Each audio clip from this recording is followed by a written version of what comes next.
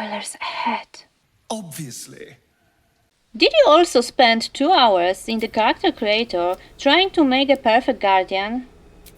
And for what? Don't look at me like that. Illithids are all sexless. In D&D, mind flayers are addressed using the it pronoun. Larian in Baldur's Gate also uses this pronoun to refer to the Emperor. Him is used only when Balduran's past story is being told. In the video, I stay with it to avoid confusion. The Emperor's character has come a long way. In early access, you meet the Dream Visitor. Similarly to the Emperor, it wanted you to start using Illithid power. The difference was that the Dream Visitor showed vision of armies' domination destruction. Show you that you will be a conqueror. The Dream Visitor from early access was not good. Like, it was so obvious that it is some sort of tadpole manipulation. The Guardian looks more believable. The Guardian tries to comfort you and promises that you won't become a mind flayer. In this scenario, I can make a naive tough and lose in the Emperor's game. Don't worry. You will not become a mind flayer. In general, I like how the Emperor is written. From what I noticed, many people don't fully see its manipulation, and in the end, think that it is a good, sentient squid. So I will analyze all the information available in the game, and also a D&D book about mind flayers. Be sure that I will document it all as accurately as possible. We will see if the Emperor is a good or bad mind flayer, or maybe even still a human. Who knows? Maybe. Probably. I don't know.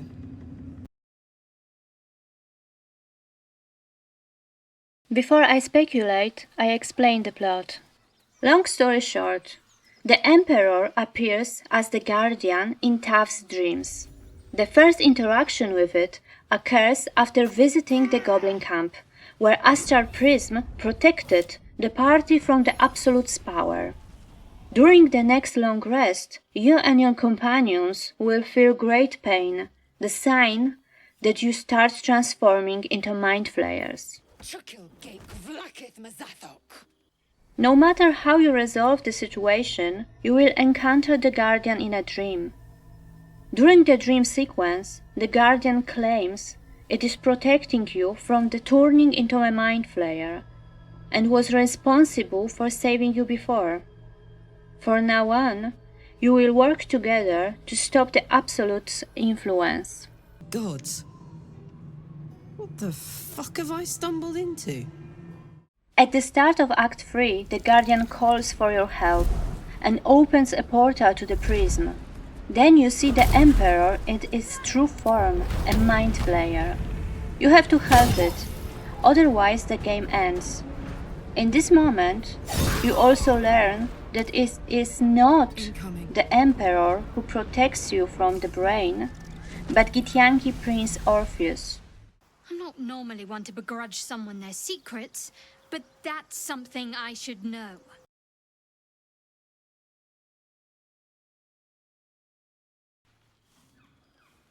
An important point is that the Guardian appears in the dreams of all companions, saying exactly the same things to them as to you.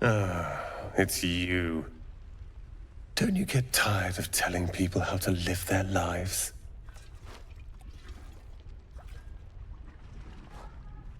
The Emperor is masked in different forms that are attractive to companions. You can see this form in the ending sequence if you side with Orpheus. I know you. I saw you in my dreams. The Guardian wants you all to use Illithid powers. Please, please, please, please, please, please, please, please. Some of your companions don't have a problem with it. You know, if that parasite isn't to your taste, I'd be happy to consume it in your stead. Others, well, need more persuasion. Early access version of Dream Visitor wanted you to use tadpoles too, and also gave you an illicit power. What is interesting is that the dreams were different for each companion. Their dreams refer to their desires, goals and fears. For example, Astarion's dream include Cazador. So the Dream Visitor strategy was to scare him and then offer him a simple solution, illicit power. In the game, if you know Astarion better, you can learn that one reason why he wants power is to have advantage over his old master. Back to the final version. The Emperor's motivation to convince you to use tadpoles could have two sources. One reason is obviously the fact that illicit power can be useful and doesn't hurt you, at least for now.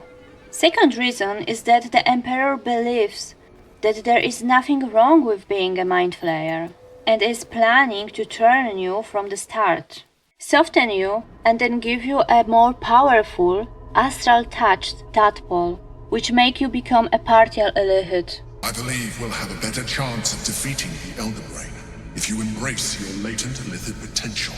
Later he wants you to use Supreme Tadpole and become full mind flayer. During the scene, the Emperor told you that it found this tadpole on Naturoid and kept it for you. I took this one from the Nautiloid. I have been nurturing it ever since, priming it for your use. The Emperor told you the human body imposes limitations. Illicit form is better. Even if my original body remained intact after I transformed, I would not return to it. Doing so would only impose limitations. Imagine yourself with the same strength, the same intelligence, the same devastating beauty.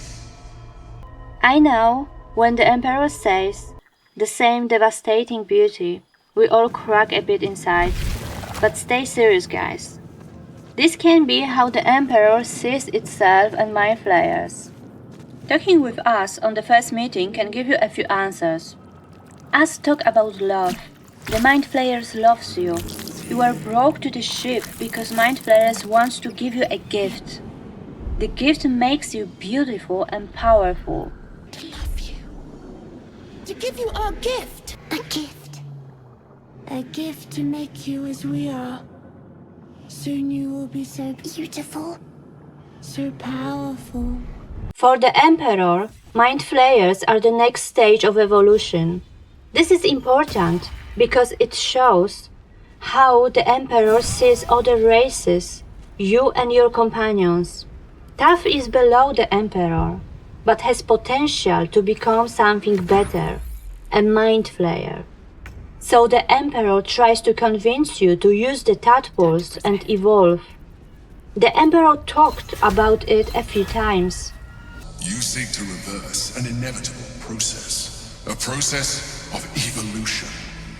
You should reconsider your attachment to your physical form. You have seen what an illithid can do. We are closer now. Close enough, I hope, that I can ask you to reconsider your position regarding your physical form. Chances against it greatly improve the more illithid we both are.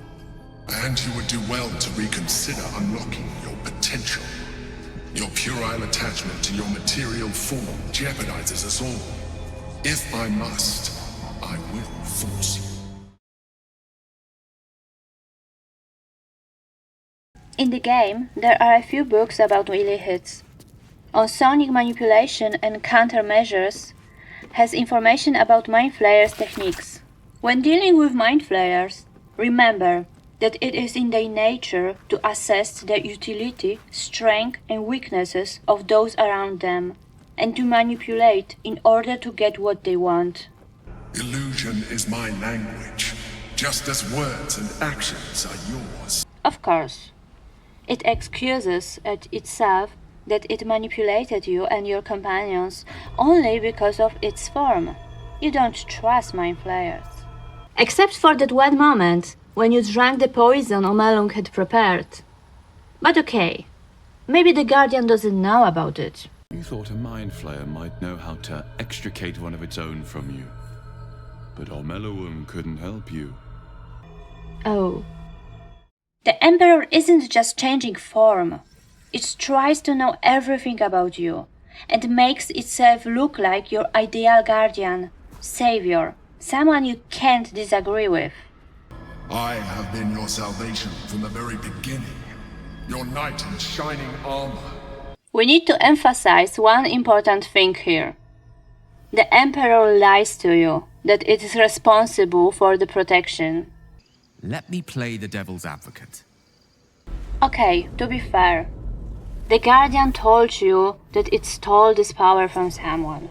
But still, the Emperor didn't mention that he stole the Prince of the Comet.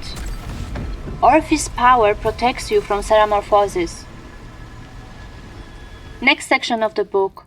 Pay attention to its action, not its words. Where mind flayers are concerned, it is true that actions speak louder than words. Especially words that are tailor-spoken to fit a mind flayer's manipulative agenda. There you have it. One of the key phrases which the Emperor really likes is "I'm just like you." It says exactly that in important moments in order to create an impression that you have no choice but to trust your guardian and do exactly what it wants. Just like you, I was infected with a mind flayer parasite. Just like you, I seek to be free of it. I'm just like you. Because I am just like you. I was just like you. An adventurer who yearned for greatness. That I'm just like you. I am just like you. We have the same enemy, the same story. As far as Orpheus is concerned, you are already a Lithid, a sworn enemy, just like me.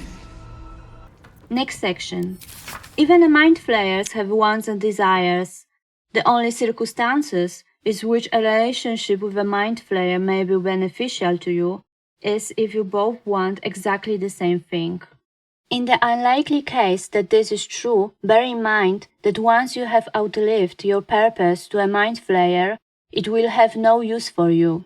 This is exactly what happened if you decide to free Orpheus. The Emperor immediately joins the brain and treats you like an enemy. No doubts, no feelings.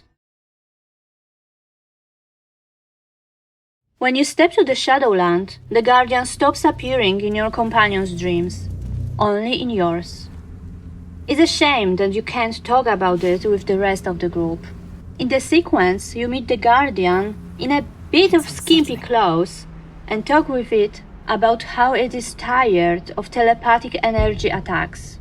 If you pass a perception check, you realize that the Guardian feels great pain. Next, you pass an insight check and learn it needs comfort. You can hug it. We can interpret this in two ways. The Emperor tries to manipulate you further and makes Tav a strong ally who protects it from the companion. Tav is a leader of the group, so naturally the Emperor wants to be close to them. This is a typical mind flayer tactic. Or the Emperor actually has desire for Tav. If we go with the second option, we need to ask a question.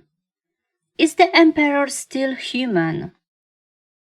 The Emperor definitely believes it is, and appreciates when you choose dialogue option which emphasize it. I appreciate that.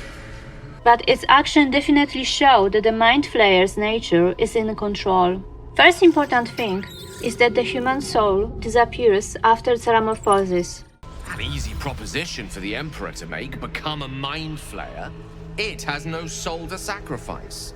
If it did, perhaps it would understand the weight of what it's asking of us. This suggests that Balduran is gone, but the Emperor still has his memory and some elements of personality. In Gortash's notes, we can read the interrogation script. Before being captured by Gortash, the Emperor was an autonomous illithid beyond the power of the Elden Brain. The Emperor escaped when it got the mission in Baldur's Gate, distance enough from the brain's power. It happened because of Balduran's strong personality, which persisted even after metamorphosis. Of course, it was a lie. What a surprise. Later, in Act 3, during Will's quest, we learn that Ansur saved the Emperor from Brain and took it to Baldur's Gate, far from the Brain's power. Ansur who pulled me from the Brain's domination. Ansur who brought me home.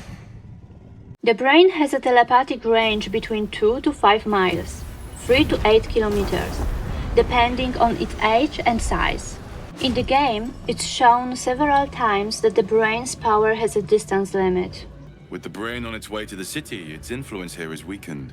Fun fact about the Brain. The Elden Brain feeds on tadpoles. Below the tower, close to the pod with Mizura, there is a pool.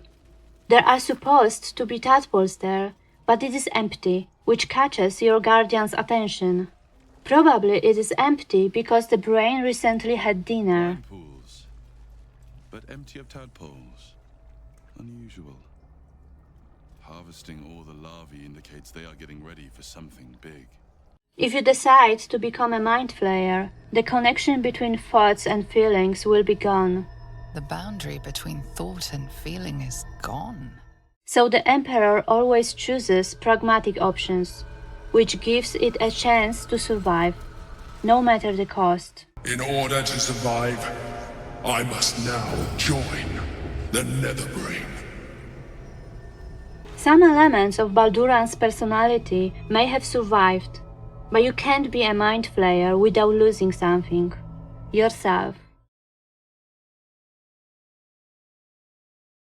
It is possible to romance the Emperor, if you were nice to it. But hold on. If you aggressively decline, call it a freak, the Emperor will be furious. It will threaten you and show what it did to Stallman. Freak.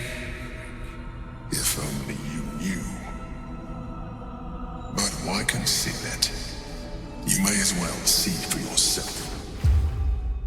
Now we know that the Emperor didn't work with Stallman. It made her a thrall. What's more, the Emperor used her like a puppet. Used her to play out scenes. Probably to feel more human. This scene is important because the Emperor lost temper for a moment and its mask dropped. You can point this out in dialogue. We are done here. The Guardian mentioned her in one of the dreams, the one you don't share with others. You need a perception and insight check to get an option to hug your Guardian.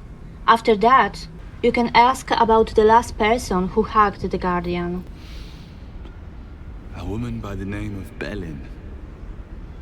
We were close. But the Emperor was sad when she died. So it cares. Does this make the Emperor human? Well, no, it does not. Bruce Cordell, in the book Illicit, wrote about the close relationship between Mind Flayers and their thralls. Their connection to the thrall's mind was an intimate process. The Emperor told you it enjoys your mind. What I didn't anticipate was how much I would enjoy your company, your mind. When a thrall dies, the Mind Flayer suffers. It's important to understand that an Illithid without a mind to control is missing part of itself. It is their nature. So this explains what the Emperor feels. The Emperor found Stallman and took control over her.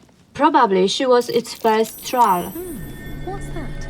There she is, in all her glory. To Belin Stelmane, my old partner.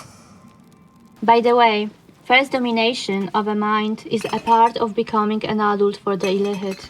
Quote, a Mind Flayer cannot truly call itself an Illithid until passes the first rite of adulthood, the domination of a new slave. The Emperor lost control over her when Gortash found it and sent it back to the brain.